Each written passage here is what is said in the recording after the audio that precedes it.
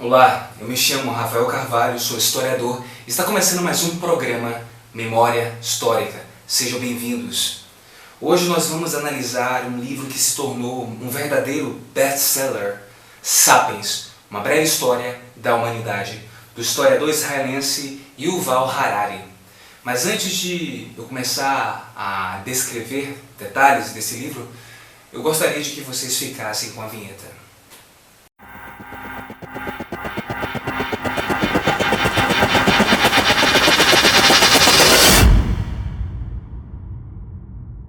Olá, estamos de volta e mais uma vez sejam bem-vindos.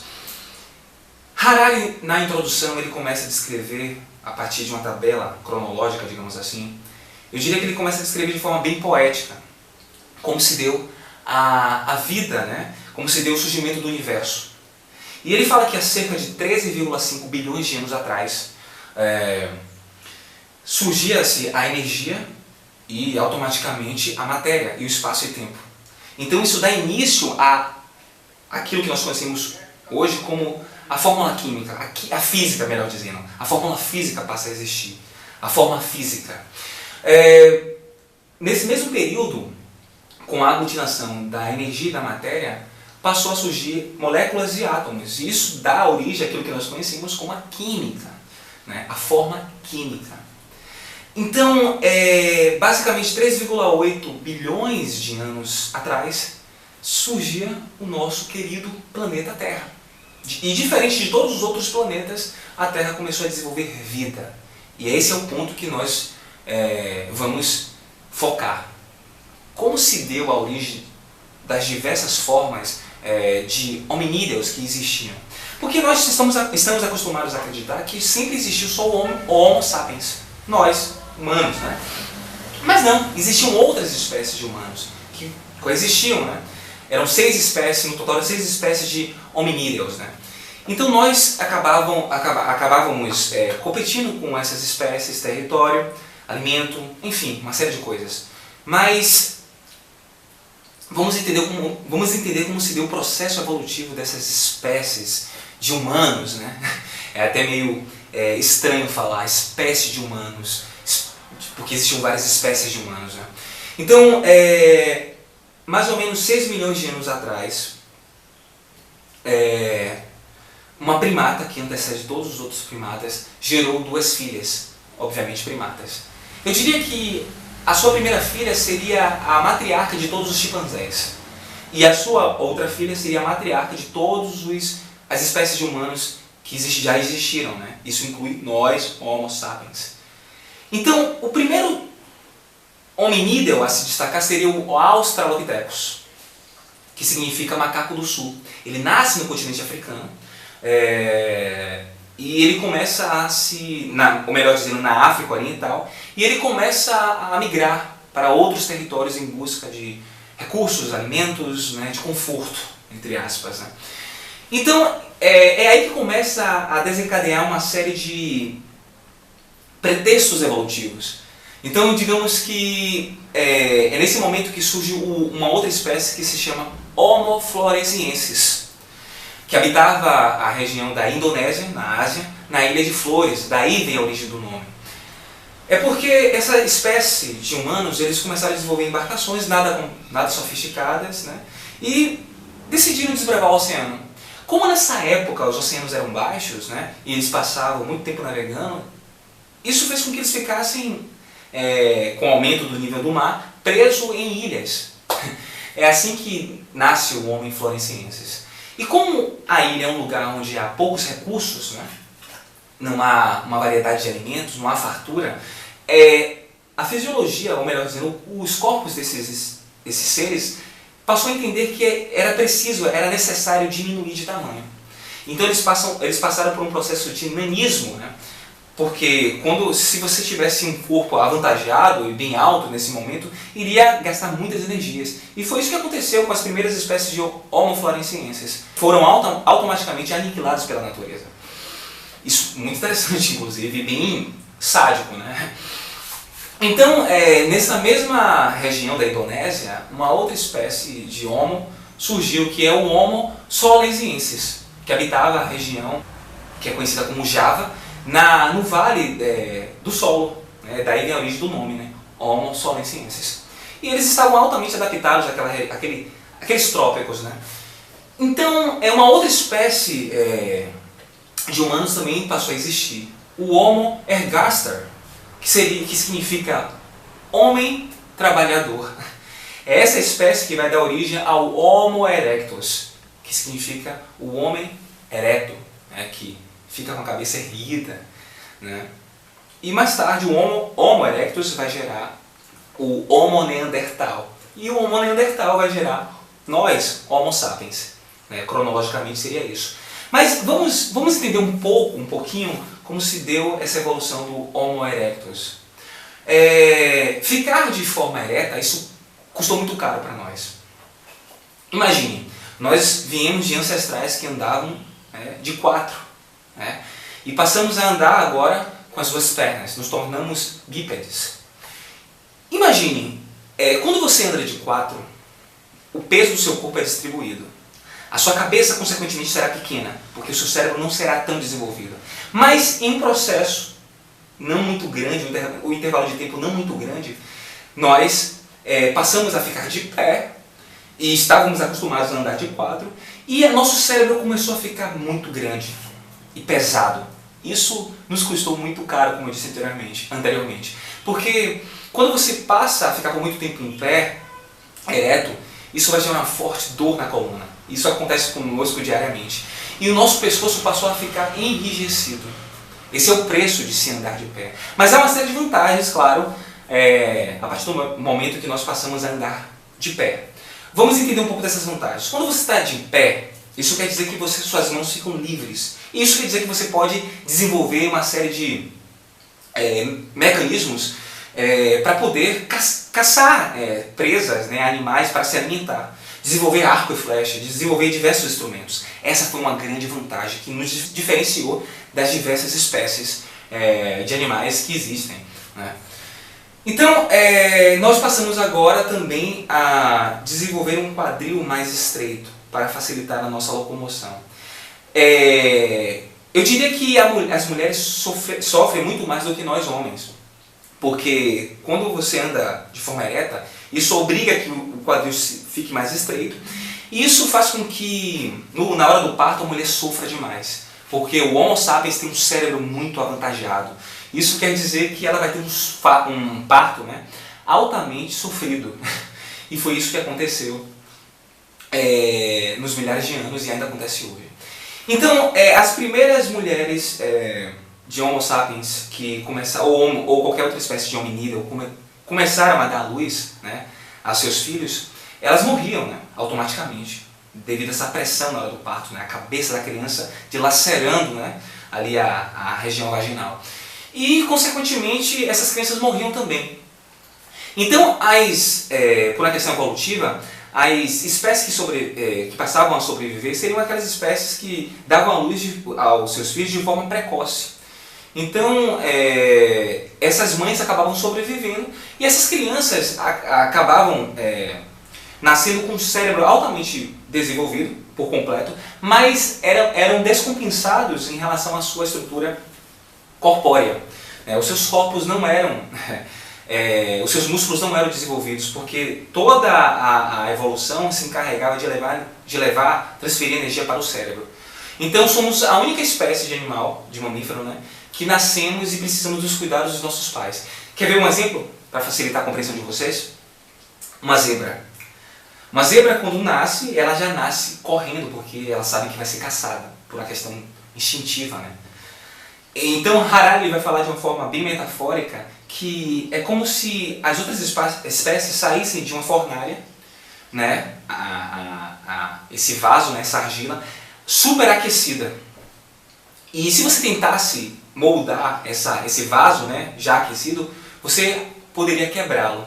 É isso que acontece com as outras espécies. Não podemos moldar essas espécies, elas são o que são.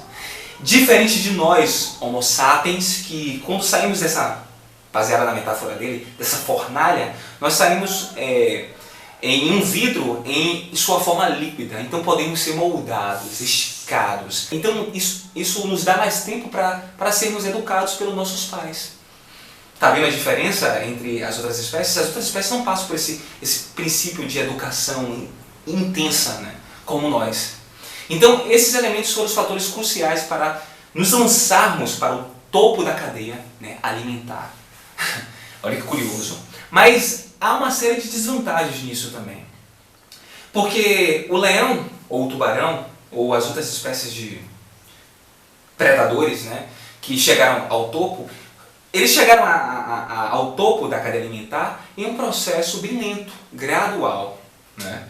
E isso fez com que o bioma não fosse comprometido, né? Porque na medida que um leão ia ficando mais feroz, as gazelas iriam ficando mais rápidas, as hienas ficavam mais agressivas também para poder equilibrar, né, esse lado feroz dos felinos, né? E os rinocerontes ficavam também mais brutos, né, brutais. Então, todo o ecossistema ele foi passando por um princípio de equilíbrio, né? Ele foi se equilibrando. Então, deu tempo para o ecossistema se ajustar. Com a evolução de nós, Homo sapiens, ou todas as outras espécies de humanos, nós não demos esse tempo, né, para o ecossistema se reajustar. E nós não demos esse tempo a nós mesmos para nos reajustarmos, né? Então isso gerou uma série de desequilíbrio, né, no nicho ecológico, né, nas diversas formas de biomas que existem. Então isso fez com que a ecologia, o ecossistema pagasse caro. Então nós, quando passamos a desbravar diversos continentes, acabamos por matar várias espécies. A megafauna foi extinta por causa de nós. Claro que não foi só por causa de nós.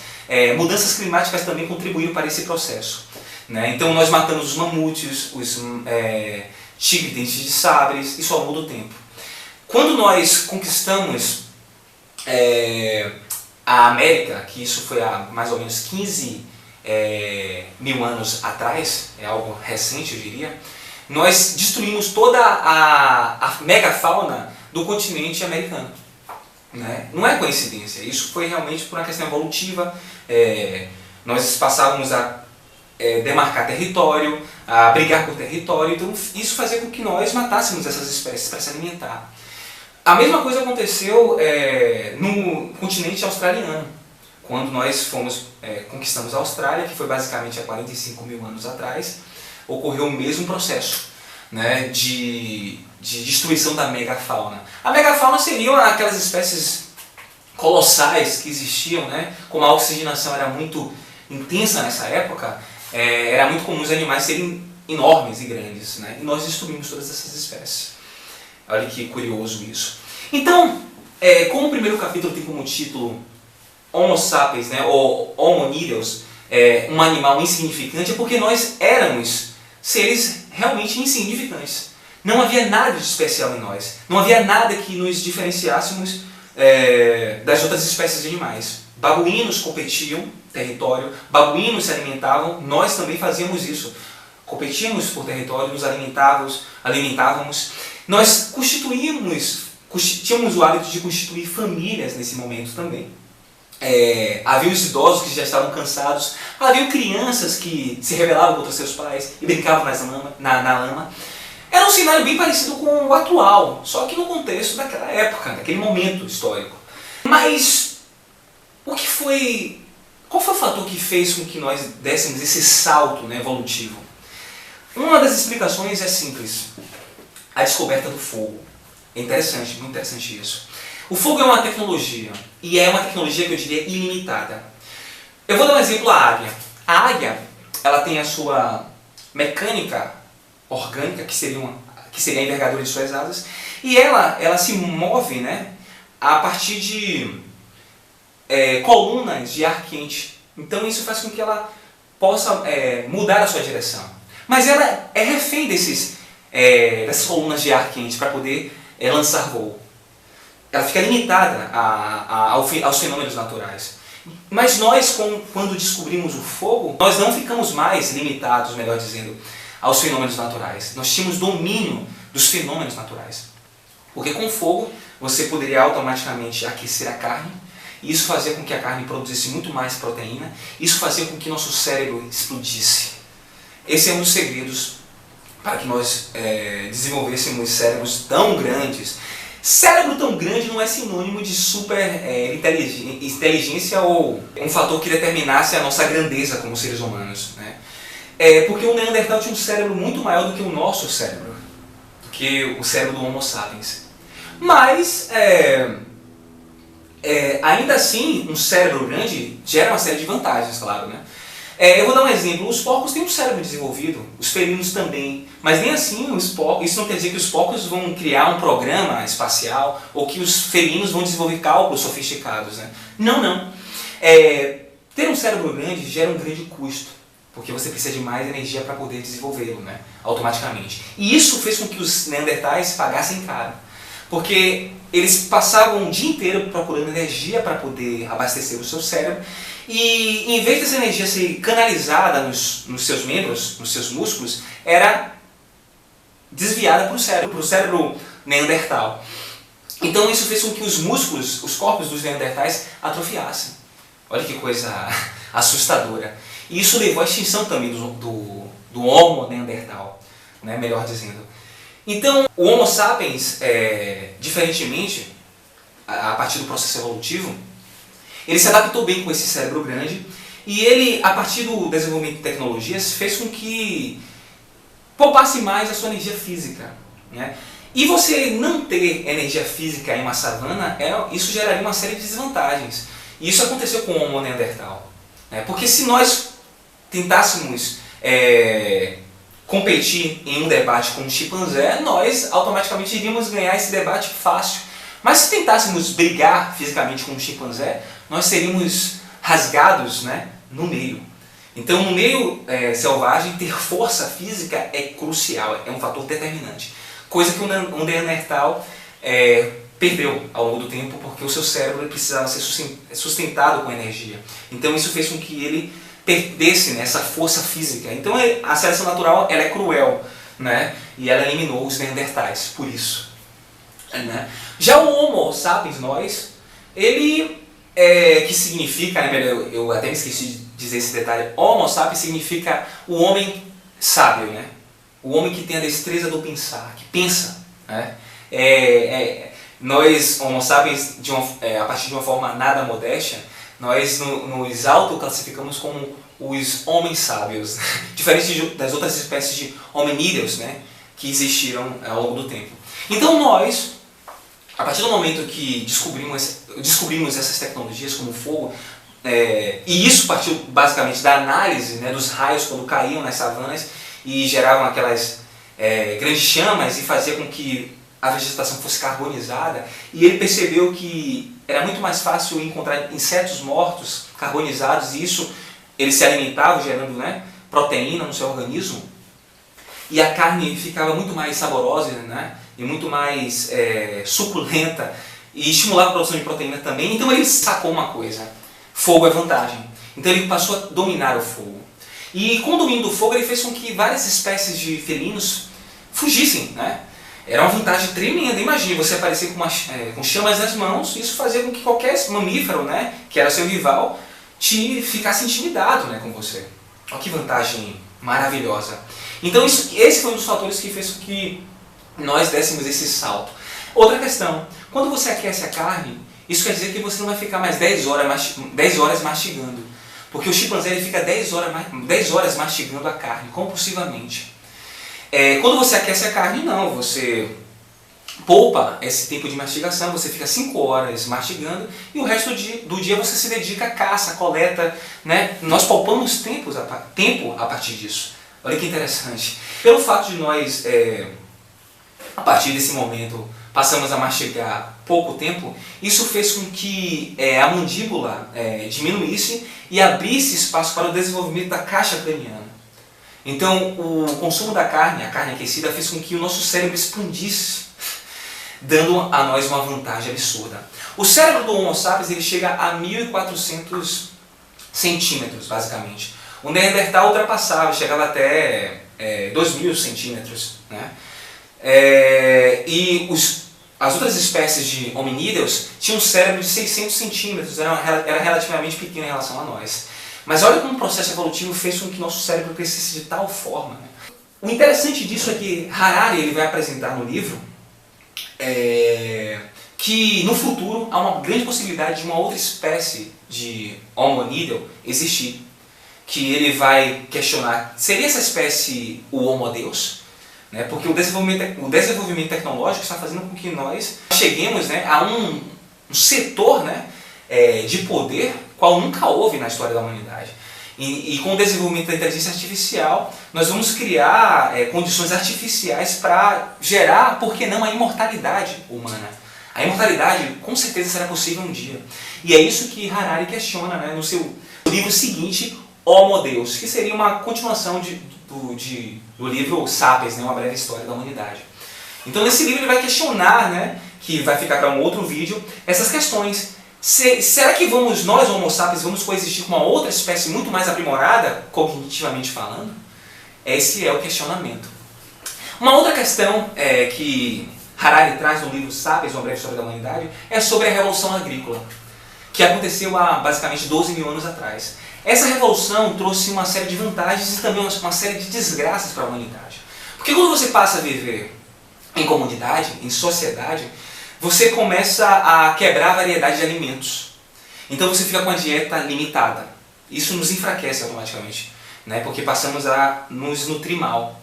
E isso faz com que nós fez com que nós desenvolvêssemos cárie, porque basicamente quando passamos a viver em sociedade, passamos a viver de forma sedentária, nós automaticamente passamos a se alimentar do trigo ou do amido. E isso faz com que a cárie se desenvolvesse, né? Olha que desvantagem. Uma outra desvantagem em viver em sociedade seria, nesse momento, porque não havia saneamento básico, não havia esgoto, seria o fato de nós defecarmos no lugar onde morávamos. Então, antes da Revolução Agrícola, como éramos nômades, nós caminhávamos, defecávamos, cavávamos e tudo ficava de forma tranquila. Nós não éramos comprometidos pelas fezes, o mau odor, né?